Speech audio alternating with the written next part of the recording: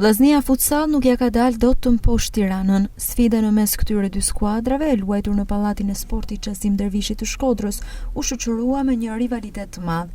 Bardheblut kaluan të parët në avantazh, por portieri Behari barëzoi për shkodranët. Më pas Çoka i shënoi për vllaznin dhe i kaloi në avantazh ata. Miqt nuk hoqën dorë nga përpjekjet e tyre për të fituar këtë ndeshje dhe në fundin e pjesës së parë barëzuan. Në këtë mënyrë, gjysma e parë e ndeshjes është mbyllur me shifrat e barabarta 2-2. Në fillim të së dytës, vllaznia shënoi sërish me Çokajn, por avantazhi nuk zgjati shumë. Miqt barazuan për herë të tretë dhe madje më pas shënuan edhe 2 herë të tjera, teksa përfundimisht mbyllet me rezultatin 5-3 për Tiranën. Ndeshja u bë bukur. Ekipi e kishte përgatitur mirë ndeshjen, por fitoi Tirana sepse ishte më kujdesshme në raportin defensiv. Dhe si gjithmonë kur unë them në futsal kush gabon më pak fiton. Këtë rast Tirana gaboi më pak dhe fitunën. Ne kaluam me 2 në avantazh, 2 në rekuperunën.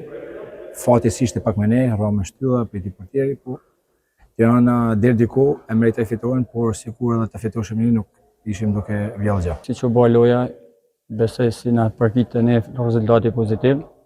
U kështu e ka kjo lojë, kush gabon më pak, kush është më i qetë, ata e patën këtë gjallë e arritën në sukses fitoren, por si usha tregoi gjatë tjetër. Me këtë fitore, Tirana i merr vendin e dytë vllaznisë, e cila pas kësaj humbjes pret në vendin e tretë.